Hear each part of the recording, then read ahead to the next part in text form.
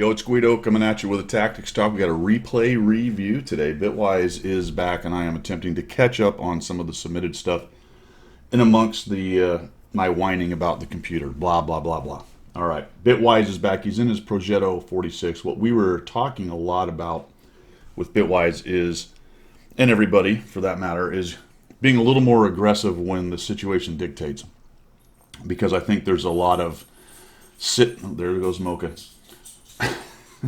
Scratch it. There is a lot of sit back and wait in this game, and that's not necessarily a bad thing, but I think it's always situational. What I like about playing aggressively is you learn how to do it, and then when you need it, it's there. And if you want to dial back in certain situations, because it's always situational, the answer of, hey, how do I do X? It depends. But the key is to kind of know how to do all of the it depends. Hi. To kind of know how to do all of the it depends. All right, so we have two replays from Bitwise. One is on Live Oaks, the other one is on Sand River. Live Oaks Dorf, and we are headed off here over to the west side. So when we talk about being aggressive, you try to go to kind of the critical terrain. Now for me, I immediately go down to the tracks, even in this situation. He is mid-tier, so he does have some lower tier people to mess around with. She apparently wanted to go outside. She's very insistent. Now she is outside. I typically go down to the tracks because I consider that to be the critical terrain on this map. Bitwise has chosen to come over here. Think about the Progetto. Carries a bunch of firepower with it. It can drop a bunch of pain real quick for a medium. So it looks like he's very familiar with working these bushes right here. And this is actually not a bad early position. You can farm a lot of damage. My concern with going here always when I do it is that we leave the tracks open. And what ends up happening usually, not this time, is if you don't send enough people on the tracks, they get rolled over, they die, and then you lose an entire flank. But the problem with that is losing the tanks. Well, what's happened here is nobody went there. So what you have to be careful with, and I've showed this multiple times on videos in the recent past, is you have to be careful if you're the purple team in winning that east flank and then pushing into campers and getting shredded. But we've got Bitwise, he's over here in the middle of the map, and he's basically found all of them. The issue here, at least for me, is you can't have known that this is where everybody was going at the time of the beginning of the game. I probably, for my side of it, would have been headed down to the tracks, and then once I saw nobody was there, I would have turned back around. So it's not a case of going, hey, Guido says the aggressive move is you go the tracks, so I go the tracks and I die. And Bitwise is a good enough player, he's not going to do something like that anyway. But he did pretty much immediately head towards the middle right here. So for me, I would have made the move towards the tracks. However, I probably would have missed some of this early damage that Bitwise is getting. So he's really tearing up some people here in the middle. They have stuffed the push. This map used to be all about this northern city fight. Used to be all about this northern city fight over here. The dog is really tearing me up today. Really tearing me up. And I've got lights coming in, and holy cow, it's chaos. But let's watch as he works the middle, because he's doing a really nice job. And I wanted to feature this. He sent this to me. I wanted to feature this one just to kind of show, not that you necessarily need to see it, but just to show that you don't have to go to the critical terrain if the situation does not present itself, basically. You can be aggressive in positions like this. His whole team is over here, so he's supporting where his whole team is. And oh, by the way, the enemy team kind of all went over here. So it's a good juxtaposition to talking about, well, critical terrain is the place that you go. So he's getting some shots off on these guys. I'll tell you what, it's like a superpower this dog has. She hasn't said a peep. It is 11 in the morning. She's made not one single noise. I turn on the recording for this, and A, she wants to go out, and B, she needs to go bark at everybody. It's amazing. Never work with animals and children, my friends. Don't work with animals and children. And where am I getting this light from? It's coming in from over here, I guess. My goodness gracious. So Bitwise sees that the east side, and this is the thing I was talking about that you want to try to avoid when you're the purple team, is kind of pushing in here and getting shredded, especially if you don't own the middle, which they don't. So their guys never got into the city. They never got into that center little spot where Bitwise was working, which is right here, about what, C5, B5. They didn't take that, and now they're pushing up the east side and getting shredded. So Bitwise sees it being a good player. He starts moving over that way and starts owning these guys. I will say a couple things here. You do hold shots in a couple instances along here. I'll see if I can find another one. That one was one of them. I think I would have just taken, see if you can get the shot. I know it didn't look like a great shot, but, missed opportunity right there. We take the JP, we hit him, we're going to finish this guy off, boom, boom, just like that. I think there's one coming up where I think what you're doing is trying to wait to get all your shells up. And for those of you that don't know, the way you run this progetto is to the maximum extent possible, you keep your 3 shells going, right? Try to keep your 3 shells. And sometimes you'll have people wait, not take a shot that's available just to get another shell ready so they can finish the guy off. So there's a lot of calculations in terms of how many hit points the enemy tank has and how many shells you have. You may actually want to wait to shoot. Again, I think that's a shot I take right there. Although you are losing to some extent, so you probably figured you'd get spotted, and right now it looks like we're prioritizing spotting. This was another example right here of a shot I would take. You have a side shot on these guys, I would have shredded them immediately. And again, I know you're worried about being spotted. So if you're worried about being spotted, then back off of this hill a little bit. Maybe get down on this other side. Take those shots and then move out of the way because you might get spotted by the guys you're shooting. But it looks like you're prioritizing. And then you kind of shoot, and then we back out of it. Unfortunately, you blocked the T-43. Highly unlikely he was going to kill this guy. Maybe for a track shot, and it doesn't quite work. So I think we probably could have taken that VK-100 out a little bit earlier right there. I like the back down, so I think if you'd immediately back down, started shooting, take out the KV-3 as a priority, which I think you did, and then go after the 100 while you have that side armor on him. We're doing a nice job just keeping ourselves alive. The enemy team is pushed in towards the cap over there, not really able to do much. Again, yeah, there you go. So we get that shot in there. We do get spotted. I like the courtesy backup. That's a skill you need to have, guys. If you're assessing the situation and thinking that you're probably going to get spotted, take that shot and get out of there. And then if you get lit 3 seconds later, then good on you. You're already moving into cover. And that's exactly what you want to do. So he's got his 3 shells back. You got that 1375 sneaking up on you. Kind of prioritizing this heavy. Oh, okay. So it was hard to see initially, but he was actually covered up by a good portion of the ground right there. About half his hull was covered. So let's take a look at the assessment. What has happened so far? We did not go down to the south. Even had we gone there on the tracks, we would have had to chogi out of there because that was not a winnable situation for just the 2 tanks that would have been there. I think one other went down there and died. Went to the middle. That's fine. We found a lot of guys. We had shots. We continued while we had the shots. We saw that the east side was getting pushed. That's pretty typical. Flexed back over to the middle. Got a little bit of damage out of that. So what do we do now? Now we're kind of in a surrounded situation. The enemy team actually has pretty good map control over us, but we're in some of the best positions in terms of buildings and places to hide. We own that little middle hill, which gives us some opportunity, although the 1375 is starting to push in. We have a TNH, a T29, and a Leo. Then we have 4 other tanks over there. So that is 7 tanks. 1, 2, 3, 4, 5, 6. There's only one unaccounted for, and it's not the Stir. I'm not really sure which one it is. We could probably figure it out as the T20. Looks like maybe the T20 is unspotted, and then there's an artillery. So what do? Do we go back and worry about the cap, or do we go in and try to clear out, say, the T29 and the Leo? I'm leaving it in. I'm leaving it in. It's chaos, man. It's chaos. You know, it's that Christmas season. It's that Christmas season. Everyone's moving in 52 directions. The phone's ringing 42 times. All right, so what are we going to do? I think for my money, you go and you help clear these guys out. It's a Leo, a T29. The VZH thing. The only problem with it is potentially your cap's in a little bit of trouble, but you have a couple guys watching it, and the beauty of this tank is it's fast enough to get back. So when you talk about critical terrain and repositioning and all that kind of good stuff, one of the important things about this guy is just getting shredded. Holy cow, nicely done. Really, really nice picking apart the weak spot too. If you notice where he aimed, the way that turret was turned on the 4202, it was the side of it and the angle of it. He had a nice flat spot right there, and the guy just kept Just kept sitting there with his turret. The beauty of the Progetto and tanks like it is the speed to get back to other places. So you can push in, get some work, and then pull back.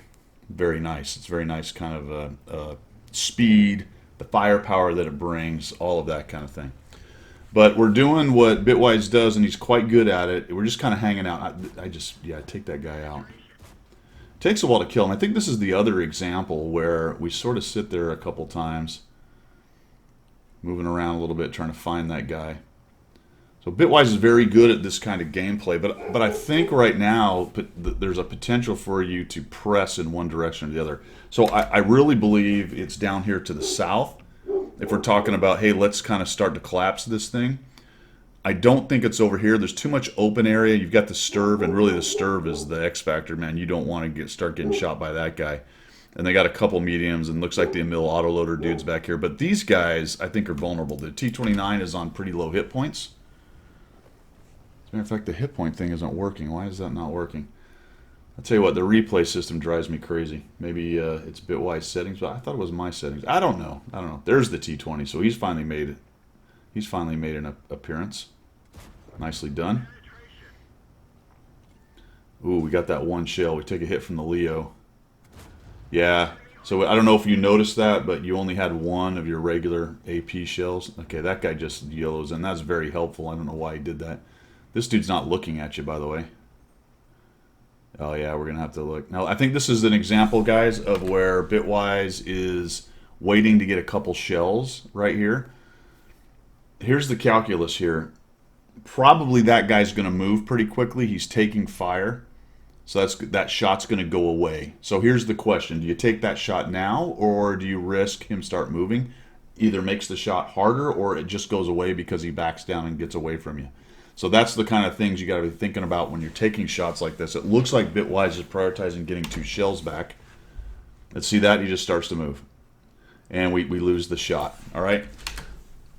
That's a toss-up, guys, when you're looking at that situation. He wanted to get the second shell. So it didn't work out for him because the guy started moving. I think I would have taken that shell. I lean towards the aggressive side of that. I take the shots I have. But you will note on occasion, and I'll try to talk about it when I see it, that sometimes I'll take those shots and go, wow, I wish I would have reloaded. So that's just what your comfort level is right there at that point. But for my money on that one, I take that shot. Because I'm thinking, you know what, he's going to get shot at and start moving. I would say people generally, unless they're AFK or just completely clueless or have lost all SA, as a general rule, you've got 3 to 5 seconds before they start moving when they're being shot at. Whether it's just a wiggle or a backup or a back and forth or something changes, if they're stopped still, you have maybe 3 to 5 seconds. And the reason I say that in general is you have about 3 to 5 seconds before their sixth sense goes off, provided they're not spotted. You know what I'm saying? So it's just that mental timing is about how long you have before a guy starts to move. So if I'm sitting there staring at that and I got that little pixel, I'm thinking 1001, 1002, 1000. If I don't fire by about 1003 to 1005, all of a sudden we get the wiggle jiggle going on. Just kind of an internal timing and clock there for you. So this dude's sitting there. All right, that guy's dead. For me, now I go. Really, the TNH was the problem. That guy was a big issue. This guy's hold down. I don't want to just drive out in front of him. Maybe go for that shot. Why not? Unless we're starting to think about potential issues with ammo, because we are down to 19 shells. And I have to tell you that kind of surprised me right there, Bitwise, that you just went, whatever, let's leave. So from the aggression standpoint, especially mid to late game, so let's shift our aggression from an early positioning standpoint, which we already talked about. Let's go to mid to late game. Your team is showing no real inclination to get out there and get things done. So it's a little bit on you at this point. I don't like having people on two sides of me if I can avoid it. This is not a great situation in terms of crossfire. It's just there's so many alleys and avenues, and they can pixel snipe and they get a lucky shot. I do not like that 29 and that Leo sitting back there. So for my money, I go figure out a way to get rid of these guys. Which is what you're doing, but you're doing it from a more passive kind of sit back standpoint. And the Leo makes a big mistake. All right, there's another great question situation. You had the Leo, you have an autoloader with a really fast intraclip. You took a shot, you knew you were going to get spotted, you backed out instead of standing in and taking the second shot and getting rid of him. So the pros and cons of that are maybe he snaps you and gets a shot. Maybe the artillery gets a shot. Maybe the T-29 pops over and gets a shot. Now that could be a lot of damage, but the back out caused you to not kill him. So I see that situation. I take both those shots. I stand in and try to get rid of the Leo so I can clear that gun off the board. It's a calculated risk. I feel like because of the Leo's dispersion and the fact that the T-29 has to realize you're there, start moving, come up over, take a shot, unless for some reason he's already aimed in on that corner, which is doubtful because you weren't spotted yet. Could be. And the amount of time it takes an artillery shot. For me, the risk reward is worth it to take 2 shots on the Leo and make him go away. So we kind of rock back and forth, hoping nobody gets a little sneaky shot. Start moving around a little bit. It looks like Bitwise is waiting for himself to go dark. He doesn't want to come around the corner, and the 212A kills it. So the counter argument to what I just said is he got a guy spotted. He took some hit points off. He knows he has artillery and other tanks, and somebody was able to kill him. Now he's moving in. Now that he knows there's only one guy there, possibly also seeing the T-43 going in. So he's in a much more offensive situation than he would have been earlier with the Leo still alive. I would have gone earlier. Now we're going, though. That's a great assessment, I think. It is definitely time to go get rid of this guy. We get spotted. The 1375, look at that. So he snuck in behind us. They actually took that hill, which is a big old bummer. We take a couple hits doing this. I think he fixes his gun. No, he does not. I don't know if you didn't notice. It takes a big hit, and we finally get that guy dead, and we eat a shot from the 53-55.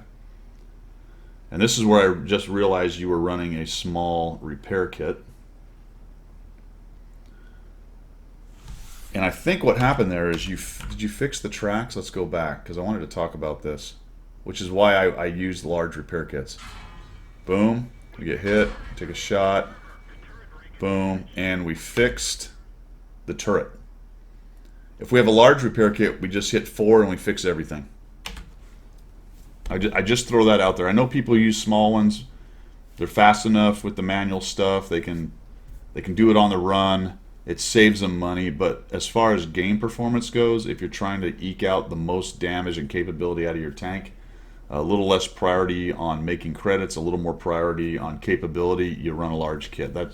It also decreases the amount of is not module damage, but what does it do? Decreases the percentage chance of module damage, right? Something like that. Basically, it makes the critical damage happen less.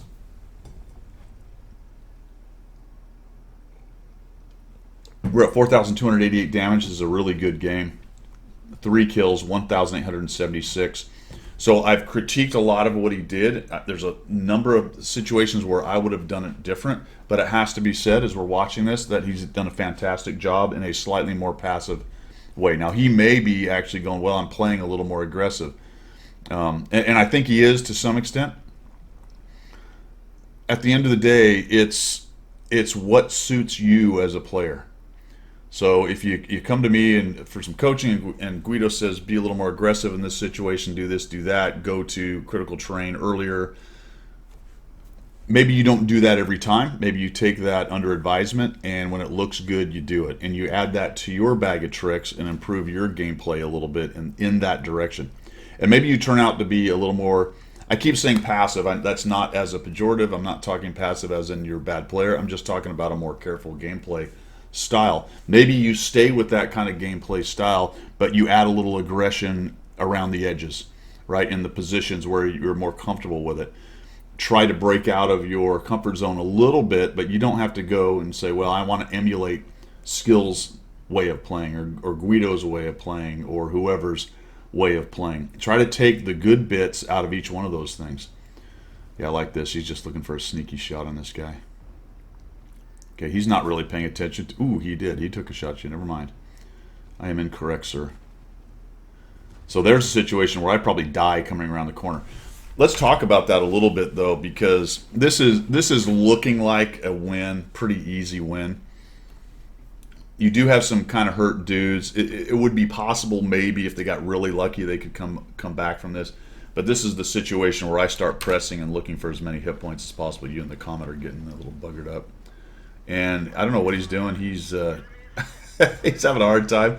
Nicely done. We auto aim that guy, take him down, and we crank up to 4,634, 2,332. So like I was saying earlier, I like this because I want everybody else to look at a situation where I'm taking a good player. I've said, let's be more aggressive. He's taken on some of that and then continued in his also very good gameplay style of being a little more careful. And this was a really good example of how to dominate this map from the middle. So I want everybody to kind of take a look at that and say, all right, there's other ways to do things than just the Guido way. And I know that goes without saying, but for people who might be lesser skilled, who are trying to improve, who are taking my advice, understand that my advice is not the only advice out there. My gameplay style is not the only style out there, and it's nice to kind of take someone who's a good player like this, do some coaching with them, and see some of the effects of what I'm telling him to do or what I'm coaching him to do, and then him taking parts of that into his gameplay style and having a really fantastic game right there. Also, this map in particular, being careful about Guido saying go down to the tracks. That's not always the best idea. You've got to play the match you've got, not the one you want. All right, I got a second example here.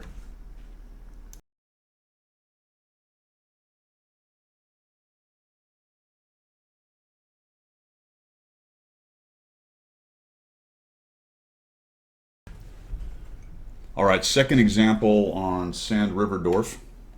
Again in the Progetto 46. We are bottom tier in a two-tier battle on this, and we're going to go up to the north. If you recall, we talked about last time he went down here to the southern edge of the pit and did some good work down here and then kind of moved around. We talked about this being the critical terrain up here. So I like this move initially, but we're going to talk about what he ends up finding here.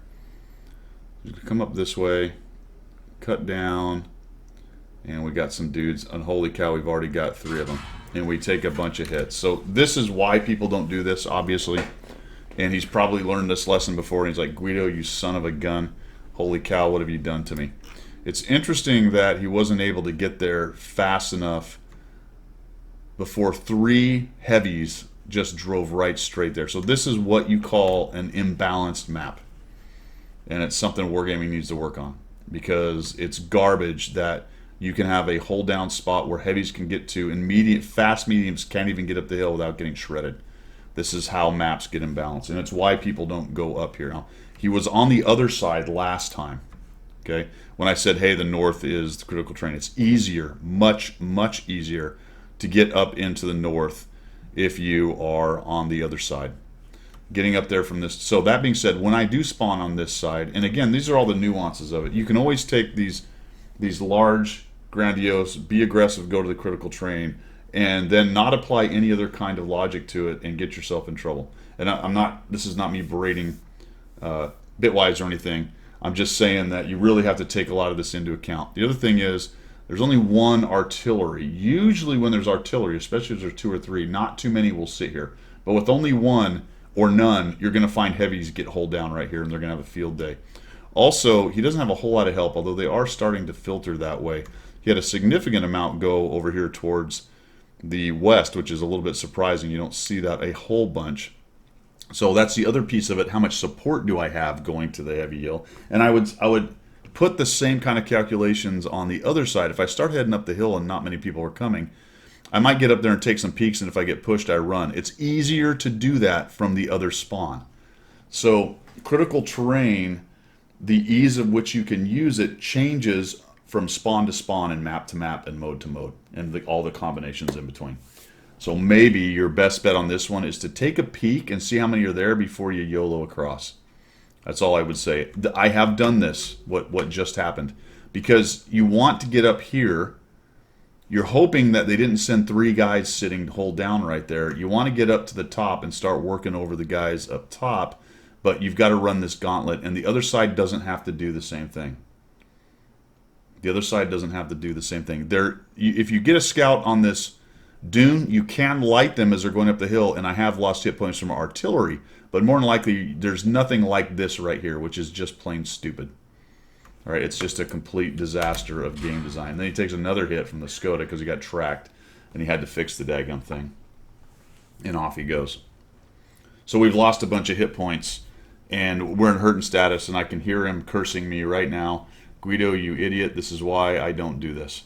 So he comes up, takes a look, finds a object 430, and really at this point, Bitwise, what I would say here is it's time to get out of here probably. Maybe hold for a while and see if you can get a shot or two. See what's going on, but you're almost a one-shot to these guys. If they sneak one at you, you really don't even have the hit points to poke. You don't have the turret. And now you can see the 430s pushing in. You're like, oh man, what am I going to do with this? What a mess. Nope, we found a phase 1. I certainly don't want to challenge him to pixel snipe me. And then here comes a bunch of guys. And I'm sure, more than likely, in his brain right now, he's thinking, this is exactly why I don't go here. And notice how much of his team is doing what he did from the other side on that other video. All these guys are down here. Most of the purple team is up here, much like his team did last time. Why? Because the east spawn has an advantage in the north to some extent in terms of getting set up. And I think right now, based on what's happened, you look for a way to get out of there. And you find the A phase 1, and then the Renegade comes in and misses, thank goodness. I think I just take that shot as I'm backing out. Kind of the discussion I had earlier. Just take those shots of opportunity. Nice job tracking him. You survived that shot. He low-rolled like a boss right there, so you live with 360. And then he's making a push in here again. And he misses. Oh, take advantage. I like it. You get something out of it, right? Nicely done. A couple tracks. The 430 misses. All right, fine. The MV, or the MIVI, the M4Y, he doesn't quite have the depression he wants. And now he's got to sort of expose himself, which is nice. And we just we do whatever we can do here to try to survive. We get 1,000 damage. And we got to be careful about putting our back end around the corner. Just really nicely done here, actually. So making some lemonade out of lemons, big time right here. Now let's look at the rest of this map. Again, I like this actual replay because it again shows a different angle of the map from what we talked about earlier. A good portion of his team is down there in the south, and they're kind of pushing all into the cap. And they're about to sweep in potentially into the enemy's, it would be cap in standard mode, but in the southeast of the map right there. And they're gonna make it really difficult potentially for the enemy team to do anything in terms of stopping a cap. Especially if all those mediums keep moving together in mass and keep the swarm going on. And right now, doing a pretty good job is Bitwise and his few buddies up in the north on kind of stopping these guys. So if the purple doesn't get busy pushing and clear them out, they're going to have a little bit of trouble moving down to the south and trying to stop that cap that just started. So I really like this, what he's doing right now, just sort of keeping himself alive. Here comes the 430. Maybe has figured it out. Is he going to YOLO in, or is he actually moving? Nope, he actually went down into the dune there. It looks like maybe he's trying to get back towards the cap. It looks like the 430 may have realized, well, what is actually happening right here. Nice shot, just didn't get it. You know, if the guys up top just pushed in and the guys on the dune just pushed across, they're going to pretty well own you guys, but every second that they sort of delay is an advantage to your team. They're just kind of hanging out right here. The guys up above you aren't doing anything. The Renegade died. That's nice. One of the Renegades. There's another one right there. Like, I think you could have backed around this corner a little bit. Let's let the dust settle here. I think you could have got around here and covered up a little better. Although it looks like the higher you get, the more you might uncover. That's very difficult. He just got a pixel off of you. Potentially, I don't know if you could move forward. You might have been able to move forward, but I don't think so. Probably your best bet was to back around this corner to try to stay alive. Right there. This actually ends up being a win. He did 1,000 damage, didn't get much out of it in terms of his damage and assist and everything. And his team kind of comes through and ends up winning it there, despite the situation with his tank. So I just wanted to throw that one out there again because Yes, I think the north is the critical terrain, but this match didn't play out that way. Be careful from this spawn going up through that open spot, as we discussed. There are multiple maps that have that situation. So you just have to assess it, go, okay, the northeast is the critical terrain. I do want to get there, but I also understand that that crossing can be really dangerous. Let me maybe peek up on the dune and see how many guys are there, or just take a quick peek. And if no one's there, go. If someone's faster than you and goes by, they may give you SA. You can make a decision off of that. But if you're the first one there, maybe don't just blast across that trying to get up there. Again, I've been there, I've seen it, but in terms of assessing this particular match, probably in that case, just a little bit more carefulness on the crossing, and then go. There's other examples, the ice road one or whatever it is. I don't know if it's called Glacier or whatever, that's got the two crossings where scouts can get forward and shred you. Same idea. Sometimes you just got to commit and go, and unfortunately, on occasion, you lose a lot of hit points based on what the enemy team does.